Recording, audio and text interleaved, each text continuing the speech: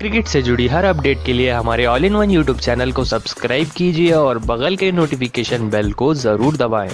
दोस्तों अगर आप भी रॉयल चैलेंजर्स बैंगलोर को एक अच्छी टीम मानते हैं तो इस वीडियो को दिल से लाइक एक बार जरूर करते हुए जाएं। दोस्तों शुरू हो चुका है सनरैदराबाद बनाम रॉयल चैलेंजर्स बैंगलोर का आईपीएल 2022 का एक और तूफानी मुकाबला।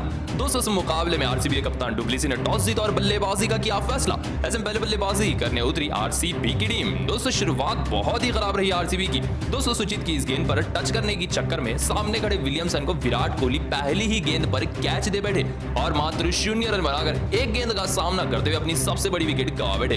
दोस्तों उनके बाद रजत पाटीदार मैदान पर आए, आते ही कुछ अच्छे बेहतरीन शॉट्स लगाए और उनका साथ दे रहे थे कप्तान डुप्लेसी। दोस्तों दोनों के बीच में बेहतरीन से बेहतरीन साझेदारी हुई और इसी के चलते पहले अर्धशतक लगाने वाले बल्लेबाज बने डुप्लेसी इस इनिंग के। दोस्तों आप सभी को बता दें साथ ही साथ रजत पाटीदार ने भी अच्छी पारी खेली और दोनों के बीच में 100 से ज्यादा रनों की साझेदारी हो चुकी थी। तभी 2 रन दूर थे रजत पाटीदार अपने अर्धशतक से। तभी वो ये शॉट खेलकर गलती कर बैठे सुचित की गेंद पर और एडम मार्करम गेंद के नीचे आए, जिसके चलते 48 रन बनाकर 38 गेंदों का सामना करते पाटीदार आउट हुए और उनकी जगह बल्लेबाजी करने आए ग्लेन मैक्सवेल। आते ही मैक्सवेल ने भी कुछ ताबड़तोड़ शॉट्स लगाए, लेकिन दोस्तों आप सभी को बता दें कार्तिक त्यागी की इस गेंद पर छक्का लगाने की चाह में बड़ा शॉट तो खेल बैठे, लेकिन गेंद के नीचे आ गए मार्करम इस तरीके से, जिसके चलते इस मुकाबले में ग्लेन मैक्सवेल 33 रन बनाकर 24 गेंदों का सामना करते अपनी बड़ी विकेट गंवा बैठे।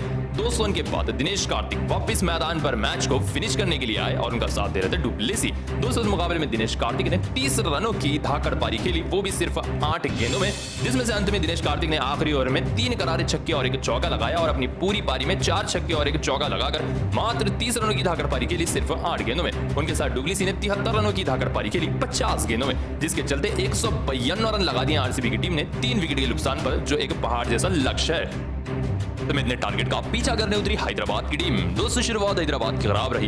दोस्तों अभिषेक शर्मा इस तरीके से टच कर दूसरा रन लेने के चक्कर में दूसरे एंड से विलियमसन को इस तरीके से रन आउट करा बैठे, जिसके चलते कप्तान विलियमसन मात्र 0 रन बनाकर 0 गेंद का सामना करते आउट हुए। उसकी अगली गेंद पर अभिषेक शर्मा इस तरह से बोल्ड होकर रह गए। मैक्सवेल की गेंद पर 0 रन बनाकर अभिषेक शर्मा खुद भी बोल्ड हो गए और एक ही ओवर में 2 विकेट आए मैक्सवेल के। उसके बाद एडम मार्करम बल्लेबाजी कर रहे थे, लेकिन ये भी हसरंगा की इस गेंद पर बड़ा शॉट खेल बैठे और नीचे कोहली ने इस तरीके से कैच पकड़ी और इसी तरीके से एडम मार्करम भी 21 रन बनाकर 27 गेंदों का सामना करते अपनी बड़ी विकेट गंवा बैठे। दोस्तों के बाद मैदान पर राहुल त्रिपाठी ने बेहतरीन बल्लेबाजी की। दोस्तों इस मुकाबले में राहुल त्रिपाठी ने एक और बेहतरीन अर्धशतक लगाया। दोस्तों आप सभी को बता दें जब राहुल त्रिपाठी 58 रन पर आ चुके थे तभी हेजलवुड की इस गेंद पर लुमरोर को कैच से बैठे 58 रन बनाकर 37 गेंदों का सामना करते त्रिपाठी जी आउट हुए। उनके बाद विकेटों का पतंग जारी रहा। दोस्तों इस तरीके से सुचित हजारंगा की गेंद पर स्टंपिंग आउट हो गए, मात्र 2 रन बनाकर 7 गेंदों का सामना करते हुए। दोस्तों उनके बाद इस तरीके से आउट होकर रह गए शशांक सिंह हजारंगा की गेंद पर। दोस्तों इस मुकाबले में शशांक सिंह भी मात्र 8 रन बनाकर 9 गेंदों का सामना करते अपनी बड़ी विकेट गंवा बैठे। उनके बाद निकोलस पूरन की सबसे बड़ी विकेट मिली। हसरंगा की इस गेंद पर टच कर सीधा कार्तिक के गेंदों में जाकर गिरी गेंद। निकोलस पूरन 19 रन बनाकर 14 गेंदों का सामना करते अपनी बड़ी विकेट गंवा बैठे।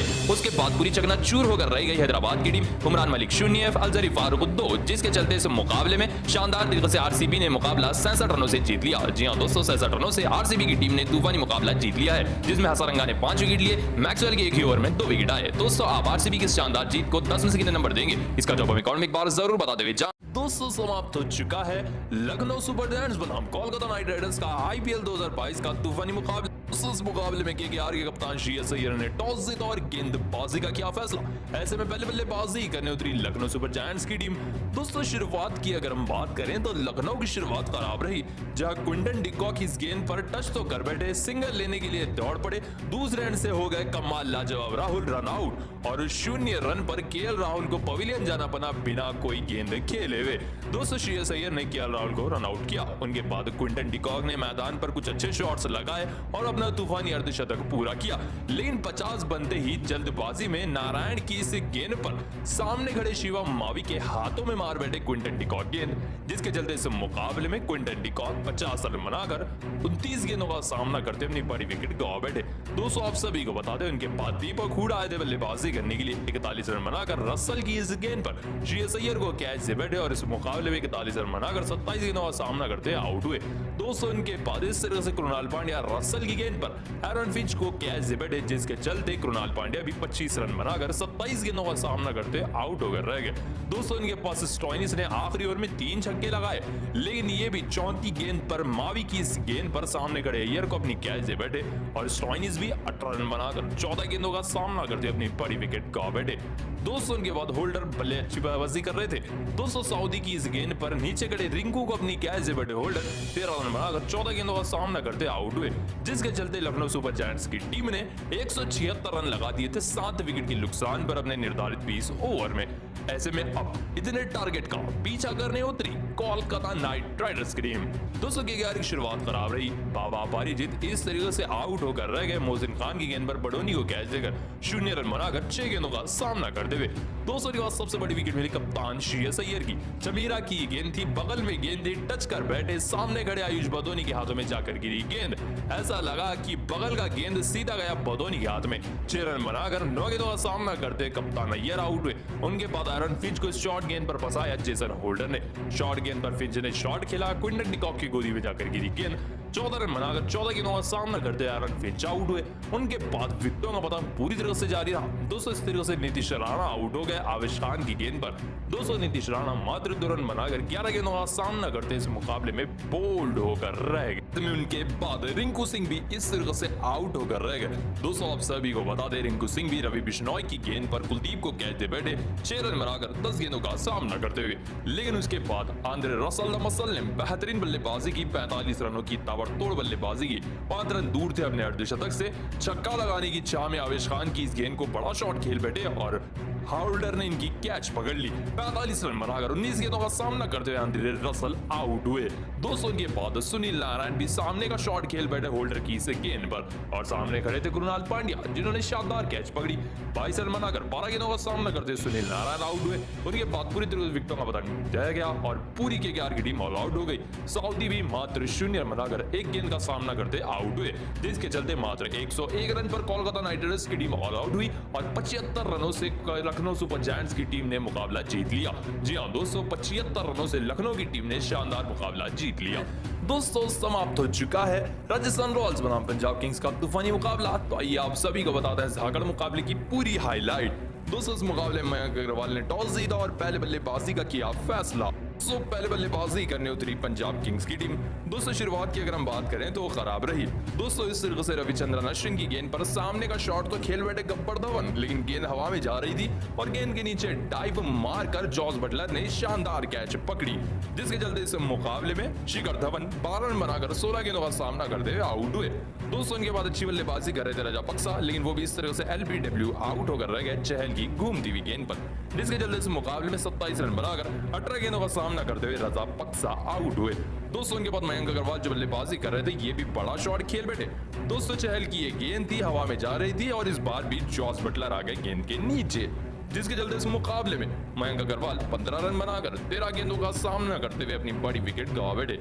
दोस्तों इनके बाद बल्लेबाजी करने आए थे जॉनी बेस्टो और जॉनी बेस्टो ने इस मुकाबले में तूफानी बल्लेबाजी की और अपना बेहतरीन अर्धशतक पूरा किया।